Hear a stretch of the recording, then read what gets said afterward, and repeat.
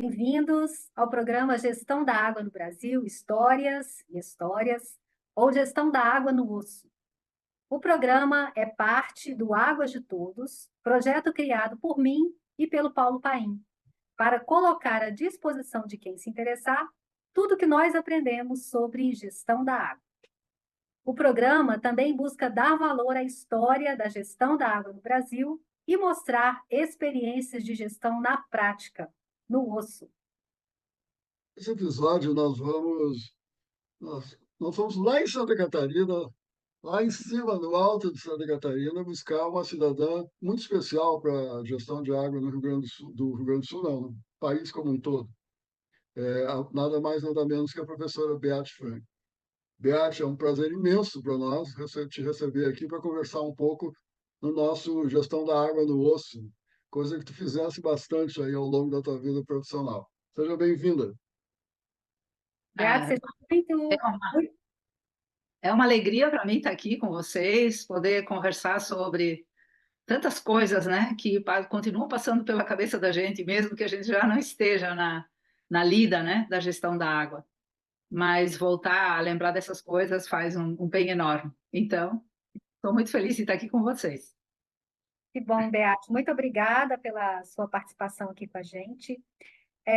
Conta para nós quem é a Beate Frank e um pouco da sua relação pessoal e profissional com a água, por favor. Sim, pois não. Bom, eu sou blumenauense, ou seja, nasci em Santa Catarina, em Blumenau mesmo, muito próximo da beira do rio Itajaí, eu fui criada, ou seja, convivendo sempre com sobe e desce da água, com enchente no galinheiro, enchente na oficina, enchente na casa da avó. Essas coisas faziam parte da minha vida. E aprendi a nadar no rio, depois me tornei campeã de natação, inclusive uma competição que tinha no rio Itajaí-Açu, no centro de Blumenau. E isso tudo era muito divertido, fazia parte da vida.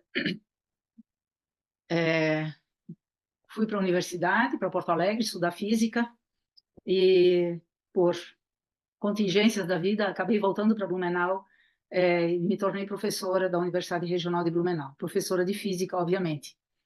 Depois de pouco tempo, poucos anos lá, veio a grande enchente de 1983, e que foi algo terrível, assustador, porque demorou muitos dias, porque foi um nível muito alto, não tinha nem régua para medir.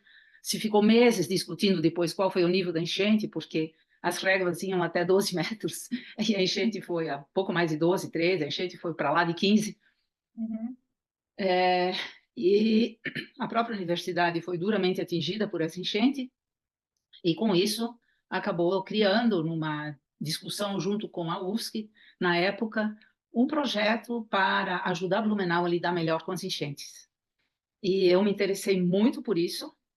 Até então, eu não fazia muita outra coisa na universidade, a não ser dar N aulas de física. Aí eu acabei sendo convidada, escolhida para coordenar esse projeto, que foi o projeto Crise. Isso foi no começo de 1984, ou seja, faz 40 anos. E a FURB investiu na época, se contratou 2 hidrólogos, foi contratado um meteorologista, que se tornaram depois professores, para formar uma equipe básica, né, com outras pessoas que nós já tínhamos na universidade, para desenvolver esse projeto. E aí nós tivemos a grande sorte, ou, né, essas coisas que acontecem, que essa enchente foi tão espetacular, assim, chamou tanta atenção do Brasil, que o DENAI resolveu colocar um sistema de alerta. Como ainda não existiu, foi o primeiro experimento. Havia uma rede telemétrica no Pantanal, mas não com sistema de alerta, porque o Pantanal, as enchentes, né, levavam 6 meses, então não fazia muito sentido um sistema de alerta que avisa rapidamente o que acontece. Então, o DENAI instalou uma rede dessas, um sistema, e aí mandou uma equipe ir para campo de se ver quem é que pode operar isso. E encontrou esse grupo da universidade. Aí, essa rede foi inaugurada dia 1º de agosto de 1984, com a presença do governador, do secretário da Reconstrução, de deputados, presidente do DENAI, etc. Hoje as pessoas já não sabem mais o que é o DENAI, né? Mas ele era o todo-poderoso dos recursos hídricos do Departamento Nacional de Águas e Energia Elétrica. Uhum. E, infelizmente, o DENAI não se preocupou com a institucionalização desse sistema. Ele colocou isso na mão da universidade para operar, ele tinha equipe de manutenção com carro, viajando para cima e para baixo pela bacia, para ir consertando, porque toda hora alguma coisa pifava no sistema. Mas, a partir do dia 1º de agosto, nós levantávamos o telefone dentro de uma sala da universidade e sabíamos nível do Rio e Rio do Sul, nível aqui, chuva lá, etc. E aí, 5 dias depois, no dia 6 de agosto, veio outra grande enchente. Um nível praticamente igual ao do ano anterior. E aí, 24 horas antes, nós conseguimos avisar o governador do estado de que estava vindo, que no dia seguinte, de noite, Blumenau teria o mesmo nível do ano anterior. Que foi uma coisa, assim, inacreditável, nunca aconteceu uma coisa dessa, quer dizer, uma enchente de período de retorno de 100 anos se repete no ano seguinte.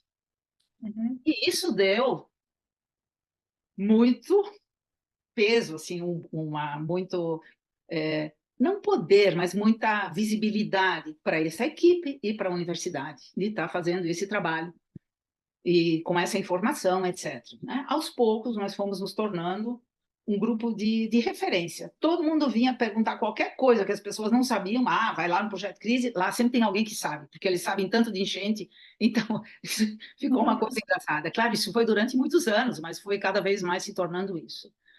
E, bom, isso foi a entrada minha de mexer. Como física, o que eu podia fazer?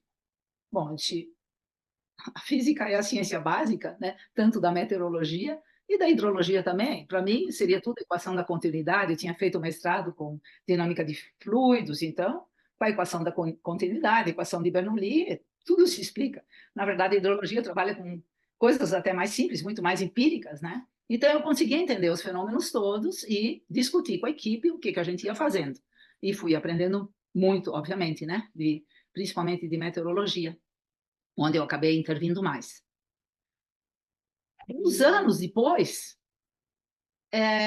se aprofundando cada vez mais na problemática das enchentes, nós fomos nos dando conta que o problema da enchente era um problema ambiental. Ninguém falava disso ainda. Isso foi lá por 86, 87, e isso foi, assim, uma super sacada, né? E o grupo de Florianópolis, do GT Hidro, e nós chegamos a essa conclusão praticamente ao mesmo tempo, e isso significou olhar de outra forma, não mais só com hidrologia e meteorologia para o problema, mas sim tentar entender, bom, o que ocorre nessa bacia hidrográfica, que transformações são essas que agravam o problema da enchente. E isso fez nós ampliar o leque de atuação e buscar soluções num outro formato, já voltado agora para uma gestão da bacia hidrográfica, que a gente ainda não sabia o que era, mas sabia que tinha que mexer em muita coisa. Né? E essa procura me fez buscar, então, um doutoramento numa área multidisciplinar em que eu pudesse pensar o planejamento da bacia hidrográfica. Eu acabei indo para engenharia de produção, com um doutorado sanduíche em geografia na Suíça, buscando um modelo de abordagem da bacia hidrográfica. E isso resultou em buscar uma forma de gestão da bacia pela própria bacia, pela própria sociedade regional, que seria um comitê de bacia hidrográfica. Mas tudo isso moldado a partir da problemática que era ali vivenciada, que era a enchente. E todos os problemas de uso do solo que convergiam para agravar o problema da enchente. Então, essa foi a entrada minha na gestão de recursos hídricos e basicamente tudo que veio antes, um resumão disso. Né? E depois, então, vem toda a luta com a legislação, com o governo estadual, que, na verdade, eu e todos os meus colegas, né, nós trabalhávamos sempre fazendo o discurso da lei estadual, que é anterior à lei federal, depois o discurso da lei federal, dizendo, bom, o Estado faz isso, etc., então nós estamos nos formatando de acordo com isso. Entretanto, o Estado, os técnicos do Estado olhavam para a gente dizendo aquilo, mas isso não modificava nada, ou seja, toda a proposta de modificações e de desenvolvimento institucional que nós nos empenhamos para construir, ele não tinha, ele nunca teve as devidas respostas do Estado. Tá? E hoje eu consigo entender um pouco mais sobre isso. Talvez a gente possa falar sobre isso depois, o porquê. Mas isso tudo era era muita luta. Parecia que a gente tinha que brigar para ter as coisas. E a gente brigava e mesmo assim não tinha. Né? Então... Nath, deixa eu te interromper um pouquinho para explorar essa sequência que tu falaste, né? Interessantíssimo, assim, quer dizer, a tua entrada no tema gestão, ele veio a partir de um fato concreto que, nesse momento, aqui no Rio Grande do Sul, é absolutamente candente, né? A questão das cheias. E aí tu disseste que lá pelas tantas, vocês e até um outro grupo em Florianópolis se deram conta que isso é um problema ambiental. E que alguma coisa acontecia na bacia que potencializava, claro, a cheia é a cheia, né? Mas que potencializava o efeito do fenômeno natural, né? E aí tu disseste, bom, nos demos conta que tinha que mexer em várias coisas e que precisava um coletivo, e que esse coletivo era o Comitê de Bacia. Aí eu quero te perguntar, a pergunta é assim, a partir desse raciocínio, chegamos não só no Comitê de Bacia, mas chegamos também na gestão dos recursos hídricos no país, né? Que tem lá os seus instrumentos clássicos. Qual é a tua avaliação, Beate, em relação assim? O teu raciocínio veio, caiu no Comitê de Bacia, ok, mas para fazer o Comitê de Bacia no Brasil tem uma legislação, né? E essa legislação traz instrumentos que estão à disposição não só dos comitês, dos governos também, mas que são instrumentos, os nossos clássicos. Né? Dá para conviver, dá para enfrentar, não é a palavra correta, dá para se adaptar, dá para mitigar os efeitos de eventos críticos, tipo cheias, que é o nosso caso aqui, com aqueles instrumentos, ou nós precisamos de uma outra leitura da gestão da água? Hoje eu tenho certeza que não temos. Eu acreditava na época que isso podia funcionar. Quando eu olhava para aquele conjunto de instrumentos e discutíamos, bom, o que a gente pode fazer? Bom, era um plano. O plano, lógico, é o plano. Então, só que nós ficamos, antes de ter o primeiro plano de bacia, que foi aprovado em 2010, ou seja, foi praticamente 15 anos já depois de ter o comitê, nós fizemos N planos estratégicos para o assunto A, o assunto B, sempre voltado para a enchente. Tá? E esses planos nunca significaram nada para o Estado. Tá? Então, ninguém se pautava por aquilo. Nós nos pautávamos para tentar, né, trabalhar junto com órgãos federais, etc., em algum aspecto específico do sistema de alerta ou do sistema de contenção. Né? Então, assim, eram pequenas mobilizações, mas importantes para conseguir destravar determinadas questões.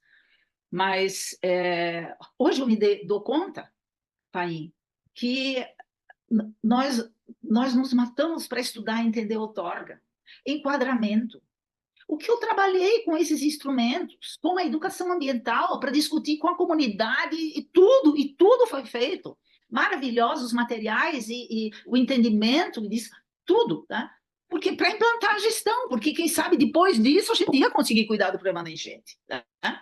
E, na verdade, isso não tinha muito apelo. Por quê? Porque não faltava água. Quer dizer, a outorga é um instrumento para gerenciar a escassez de água. Basicamente, quer dizer, numa primeira linha, enquanto ninguém tinha problema de água. Aonde havia, assim, no Alto Vale de Itajaí, numa das subbacias, tinha bastante risicultura. Em anos secos, eles simplesmente não plantavam arroz, plantavam menos. Não ocupavam tudo, porque não tem água que chega. Então, não produz. Né? Então, não havia uma disputa por aquela água. E, então, nós fizemos uma mobilização para o cadastro de usuários para conseguir implantar outorga, para poder chegar na cobrança, para poder ter dinheiro e fazer aquilo que precisava, que é recuperar nascentes, mata ciliar e tudo mais, né? Que é o que todos os municípios queriam, precisavam, diziam, nós precisamos fazer isso para nos proteger, né? Mas ficaram muitas barreiras. Na época, a gente não conseguia perceber, né? Eu fui estudar outros instrumentos que eu vi que se usa na Alemanha para enchentes.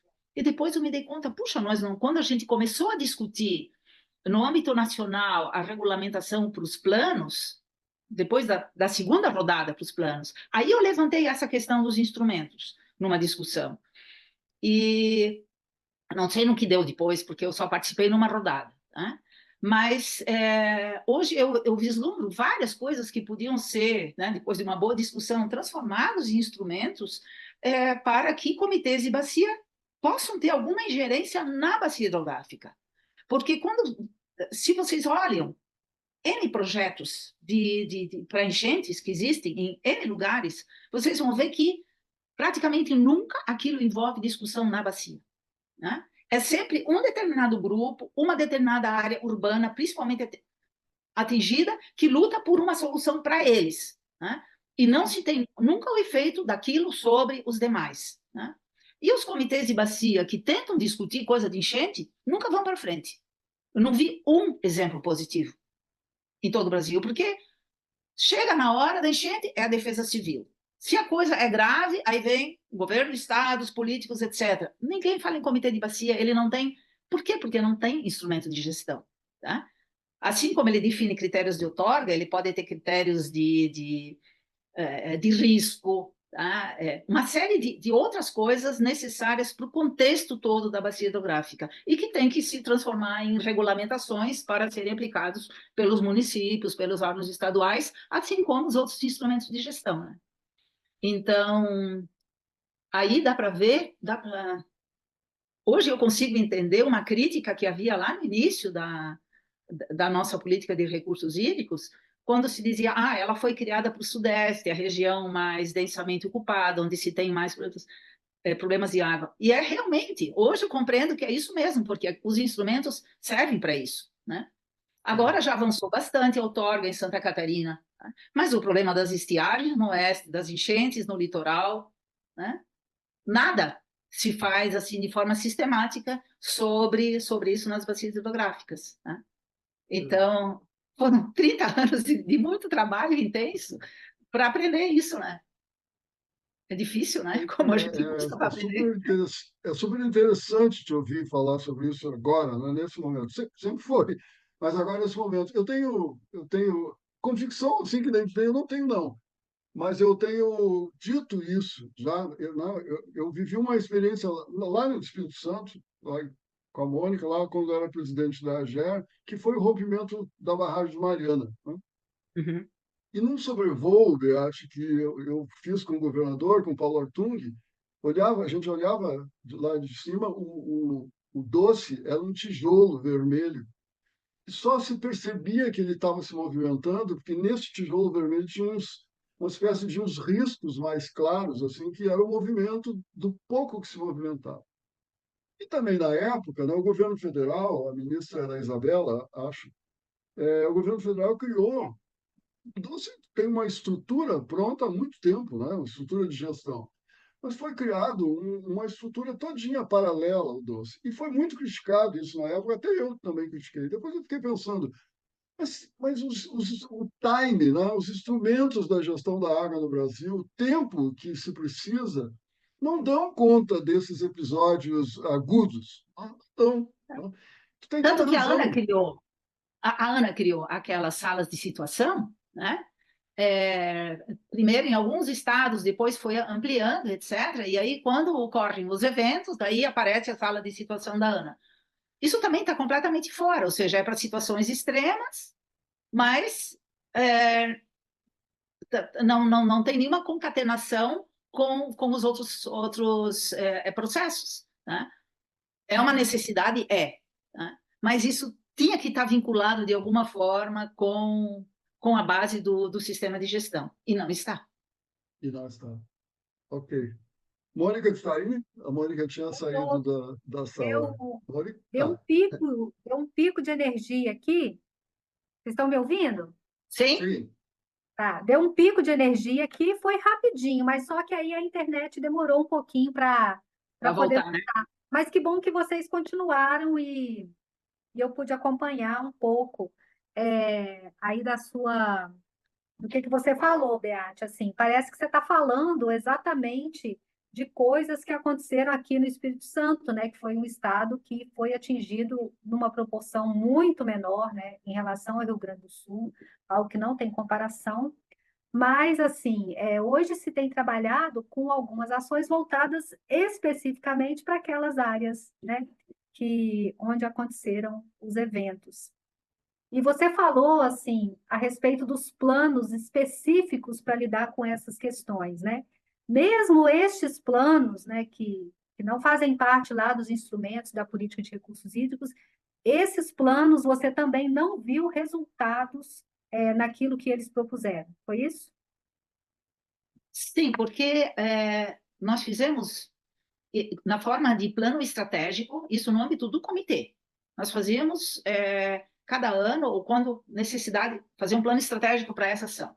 Sempre eram ações decorrentes de enchente, voltadas para enchente indiretamente, questões de uso do solo, né? E, e aí, quando se fez o plano de recursos hídricos, aquelas coisas não apareciam. Mas aí, no meio disso, Uhum, nós estávamos trabalhando no plano, veja, ele foi aprovado em 2010. Em 2008, nós tivemos aquele desastre anômalo, em que houve escorregamentos, né, em Blumenau, no Morro do Baú, morreram 130 pessoas, houve uma chuva de 500 milímetros lá no Morro do Baú, não, lá foi 700, em Blumenau foi 500, desmanchou simplesmente tudo. Isso foi um caos. Eu disse, agora, tudo que nós estamos fazendo, tudo destruído de novo, não, parece que não Sim. é nada aí, né? uhum, Em função desse desastre, aí no governo do estado, de novo, começou aquela velha. Eles nunca aceitaram, os técnicos no governo do estado, que eram basicamente os do órgão de pesquisa agropecuária, que do meio ambiente não tinha praticamente ninguém ali, nunca aceitaram que aquilo não tinha sido uma enchente. Tá? E nós provamos com os dados todos que aquilo não tinha sido uma enchente normal.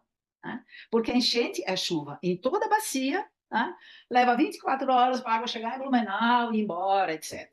Tá?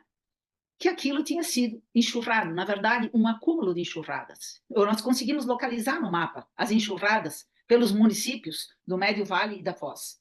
Então, eram muitas enxurradas, tantas que o rio Itajaí ficou com uma cor do barro a partir de Blumenau, antes não tinha, a partir de Indaial, antes estava normal, porque lá quase não tinha chovido, Alto Vale ficou sem chuva, né? E aquele acúmulo, ou seja, não é com obras, grandes obras hidráulicas, que nós se resolveria um problema desse. Na verdade, as enxurradas ocorrem porque a chuva era intensa e porque há muita degradação nas pequenas bacias que favorecem, então, essa violência da água, né? É, muito parecido com o que se viu agora no Rio Grande do Sul, naquela região serrana. O governo nunca aceitou esse entendimento. Não, é enchente, é inundação, e, portanto, nós precisamos de grandes obras e vamos chamar a JICA. Aí chamaram de novo a Agência Japonesa de Cooperação, sabe? Projetos contra os quais nós já tínhamos lutado durante 15 anos, 20 anos, que sempre, de novo, eles acreditam naquilo porque acreditam que, com base naquilo, conseguem muito dinheiro, né? E para dar alguma promessa, não. E essa discussão com o governo do Estado para mostrar que é diferente, que nós temos um outro encaminhamento, que já está assim, muito pensado, que já tem muitas publicações a respeito, temos que encaminhar por ali. Isso sensibilizou o presidente, na época da FAPESC, da órgão de pesquisa do Estado, um ex-reitor da Universidade Federal de Santa Catarina, e então ele chamou os especialistas das universidades todas, os técnicos do governo, para, em conjunto, formularmos um plano estratégico de como lidar com esse tipo de problema. E esse plano, ele foi feito para a bacia de Itajaí. Depois ele queria repetir isso para outras bacias, porque ele achou muito interessante, porque congregou todos os especialistas. Ele ficou muita coisa muito genérica, bastante ampla, mas abrindo vários, né, caminhos. Então, era óbvio que nós tínhamos que incorporar isso no plano de bacia. Então, o que acabou acontecendo? Isso ainda respondendo à tua pergunta, Mônica. Como que a gente pode lidar? Na verdade, nós tivemos um plano dentro de um plano. Um é o plano de recursos hídricos, né, que trata de critérios de outorga, etc, etc, etc. Tá? Ponto já para o enquadramento, já tínhamos avançado bastante para isso tudo. Né? E dentro dele abre-se um capítulo de um plano enorme de como lidar com gente, que é...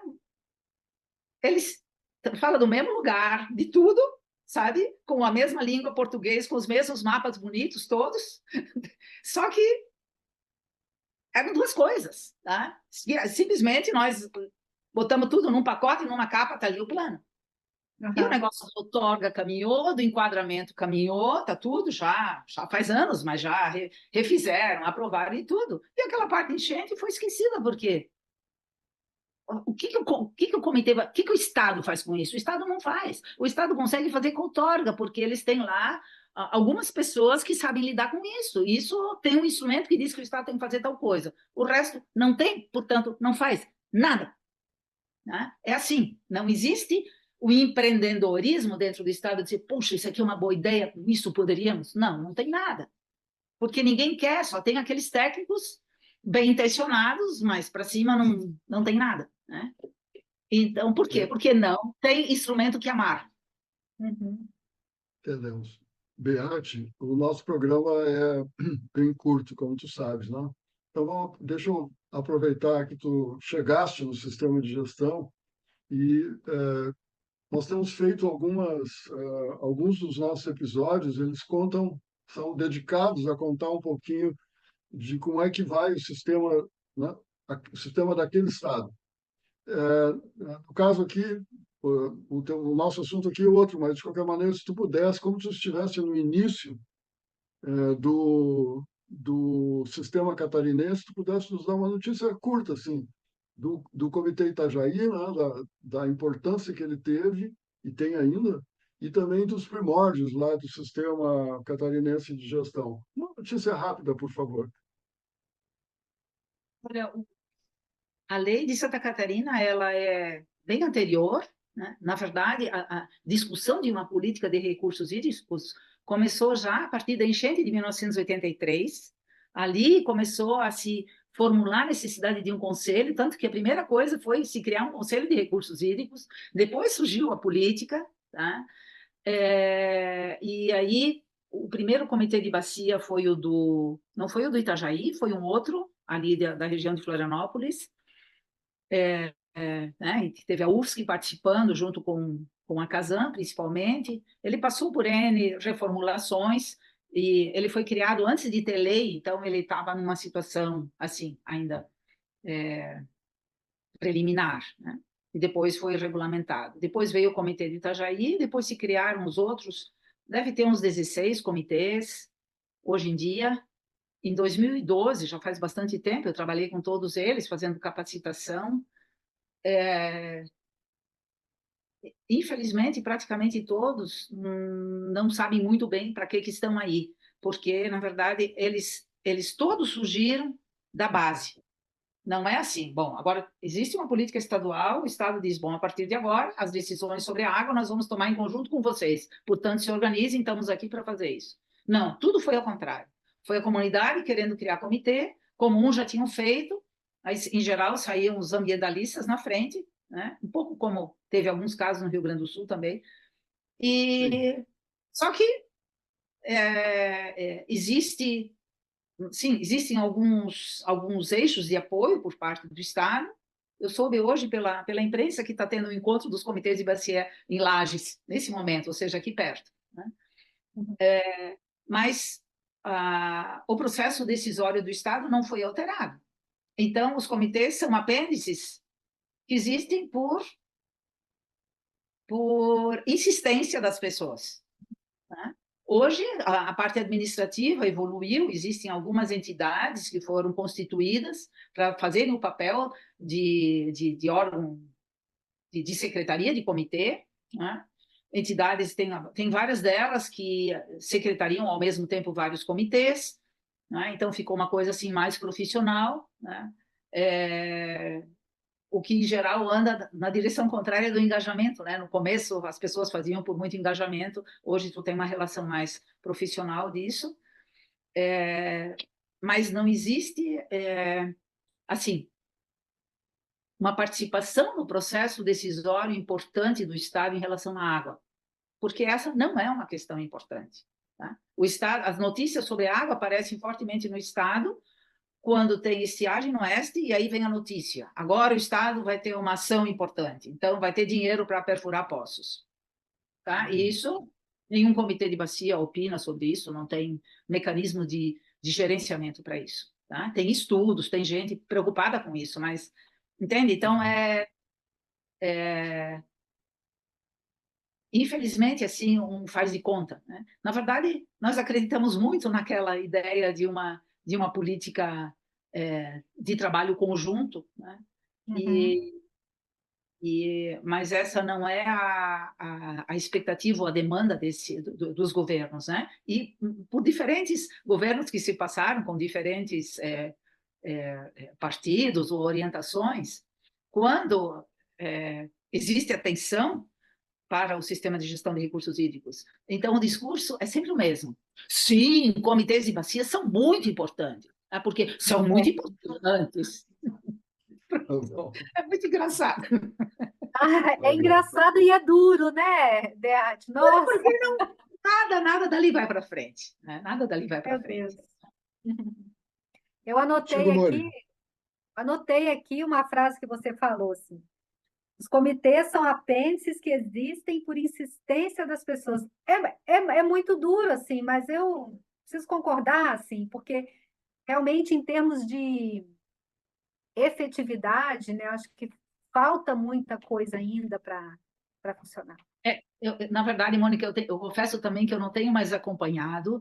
Eu recebo alguns noticiários, olha alguma coisa, mas também não quero me enfronhar nas discussões, já não sei o que está acontecendo, assim também no âmbito nacional, mas eu vejo, sim, em alguns lugares, resultados importantes se registram, mas isso sempre é quando tem realmente problemas sobre os quais o comitê, a opinião do comitê é respeitada. Ou ele se faz ouvir por pressão política, né? E quando o assunto não é relevante politicamente numa região, num estado, não adianta. Né? Se a água não é problema, Tá. vai fazer o quê? Vamos lá, Mônica. Beate, você, mudando agora completamente de assunto, assim, você pode comentar um pouco com a gente, assim, sobre a sua produção literária, por favor? Sim, é, eu nunca, na verdade, eu nunca olhei para o conjunto das coisas que eu fiz como produção literária, porque o Mas, meu engajamento nas situações reais, concretas, e a mobilização de gente, e de chamar as pessoas para oficinas, e todo mundo sair feliz porque participou, isso para mim sempre foi o mais importante. Mas é claro que a gente registrou muito disso. Então, eu fiz várias coisas em conjunto com meus colegas da universidade. Então, nós temos quando completamos 20 anos, acho que foi 20 anos da enchente de 83, que foi o início, né, de se olhar mais cientificamente para as enchentes do Vale do Itajaí. Hoje existe um grande grupo de pesquisa sobre desastres na universidade, e tudo isso começou lá, né? Então, 20 anos depois, nós fizemos um livro sobre essa experiência, assim, os vários aspectos da hidrologia, da climatologia, etc., e do início da busca de uma forma de gestão que fizesse com que as decisões não fossem tomadas no Rio de Janeiro, como eram na época do DNOS, né? Ou em Brasília, como do DENAI, e sim regionalmente. Então, esse início desse entendimento todo está nesse livro, que ficou muito bacana, porque ele foi comemorativo, mas ele também consolidou isso que estava um pouco disperso em publicações de congressos, etc. Uhum. Depois, em 2008, aquele desastre com os escorregamentos e as mortes e aquela coisa que as pessoas diziam, o que aconteceu? porque todo mundo estava acostumado com enchente. Todo mundo sabe o que é enchente. Chove, a água sobe, molha, a água desce, tá? Se tem previsão. Nem o sistema de previsão conseguiu funcionar, porque em Blumenau estava as bacias tinham tanto mais água que o rio Itajaí, então não, tudo desnivelou, né? Então as pessoas queriam saber o que é, o que aconteceu. E aí, então produzimos, foi um outro grupo de pessoas, mas bem grande também, uma descrição com uma linguagem não científica, né? Uma linguagem mais acessível, com bastante ilustração sobre o que foi aquele desastre de 2008. Foi ainda a Caixa Econômica que financiou uma grande publicação para distribuir pelo país todo, porque isso precisa ser conhecido, entendido, etc, etc. Ficou uma publicação bem bacana. Aí, 10 anos depois, o grupo de pesquisa, de 2008 mais 10. O que se aprendeu de 2008 adiante? Então, tem outra produção da qual eu participei também, coletiva. Depois eu tenho uma sequência dos materiais educativos que a gente produziu para o Comitê de Itajaí, para levar os instrumentos, etc., e toda uma construção interdisciplinar de educação ambiental para levar a água como eixo da educação ambiental. Isso acabou mudando a educação ambiental no Vale do Itajaí. Depois a gente fez pesquisa sobre isso. Antes, educação ambiental era lixo. Esses eram os temas. E aí passou, o centro da educação ambiental, o pivô, passou a ser água, né? Com trabalhos muito, assim, concatenados. Todo ano a gente fazia uma campanha. Olha, dezenas de milhares de pessoas participavam disso. É uma coisa impressionante. Por quê? Porque todo mundo se sentia mexido com a água. Por causa da enchente, por causa da falta de água, por causa, sabe? E mesmo assim, não tem instrumento para pôr nada em prática. Se eu lembro, penso isso hoje, assim, que desesperador. Se bem que na época também, se chegasse lá e dizer, olha, falta instrumentos na política, todo mundo ia rir da gente, né, pai? Ia fazer o quê com isso? As coisas têm que amadurecer, assentar para talvez modificar, né? Bom, e depois teve desses trabalhos todos, né, que não... A minha tese de doutorado foi muito importante para isso tudo, viu, Mônica? Porque eu desenvolvi um modelo de análise regional para uma bacia hidrográfica, tentando estudar as relações sociais, econômicas e de uso do solo associadas com o agravamento do problema da enchente. Foi bem interdisciplinar, quer dizer, eu busquei esse modelo, né, na geografia, mas a partir desse trabalho, vários colegas meus foram para várias áreas, aprofundando isso, assim, a questão do uso do solo na bacia. Então, a Universidade de Blumenau acabou formando uma equipe assim muito consolidada de especialistas na engenharia florestal, na geografia, na sociologia, etc., sempre olhando a bacia hidrográfica. E muito foi a partir do meu trabalho, né? Uhum. Então, o que mais... E depois a participação que eu tive, que foi muito linda, foi uma das melhores coisas que eu fiz, participar da equipe do Projeto Marca d'Água. Na época, as coordenadoras me convidaram, e aí foi ver como é que isso anda pelo Brasil afora. Eu já estava percebendo que eu estava muito sempre enfronhada no Vale do Itajaí, Santa Catarina, eu queria olhar para o Brasil. E quando eu conheci a Rosana Gajulho, eu disse, Rosana, vamos olhar essas coisas para o Brasil afora? E aí depois apareceu a Mimi, e aí formou aquela equipe, né, e fomos trabalhar, estudar comitês de bacia em todo o Brasil, e depois fizemos um trabalho já em 2009 de oficinas de capacitação de uns 20 comitês, fomos até no interior do Ceará, da Bahia, trabalhar em oficina com os comitês, porque o que a gente se deu conta, né? Que todos os comitês estão desesperados para resolver os problemas na sua bacia. E tem muito pouca visão de conjunto do que são esses problemas. Mas, na verdade, tem um grupo se formando, tem um grupo se estruturando e ninguém olha para o grupo. O grupo precisa estar também coeso e bem tratado para ele poder olhar para a bacia. E aí nós fomos fazer esse trabalho de olhar para o grupo. E isso fez muito bem a esses grupos todos. Eles diziam, ai, por favor, voltem daqui a um ano, como isso faz bem, né? E isso foi uma coisa surgindo assim, né, do estudo dos comitês que surgiu essa possibilidade. E aí nós tivemos financiamento do CNPq e viajamos em 5, de comitê em comitê, fazendo um trabalho assim de 2 dias, de 3 dias com eles. Isso foi muito lindo. E tem relatos sobre isso, né? Tem publicações sobre isso também. Né? E nunca mais ninguém... Sensacional. Sensacional. O Marca d'Água marcou mesmo, né? Assim, usando um trocadilho meio ruinzinho aqui, mas deixou uma marca forte. Beate, nós estamos chegando no final do nosso episódio. É praxe, nós temos pedido para todos os nossos amigos entrevistados que encerrem o programa, do jeito que achar que deve. Então, a palavra está contigo. O que eu posso dizer? Primeiro que eu gostei muito de conversar com vocês, de ser estimulada com essas perguntas para outras coisas, né? Eu vou continuar agora dias pensando nisso, com certeza. A gente também. Como? A gente também Né? reverbera, né? Assim, essas conversas Sim, sempre sim, mexem com a gente. porque essa água toda foi, durante tanto tempo, minha cachaça e quase a essência da minha vida. Então, gosto muito de ver notícias positivas, de ver que tem gente engajada, que acredita e que empurra para frente. E eu acho que a gente poderia provocar avanços, melhorias, e eu espero muito que aconteçam, né? E que conseguimos ter respostas boas antes que as coisas se tornem muito mais complicadas, nem muito mais difíceis, tanto em termos de enchentes como de escassez de água. Muito É isso. obrigado. Mônica.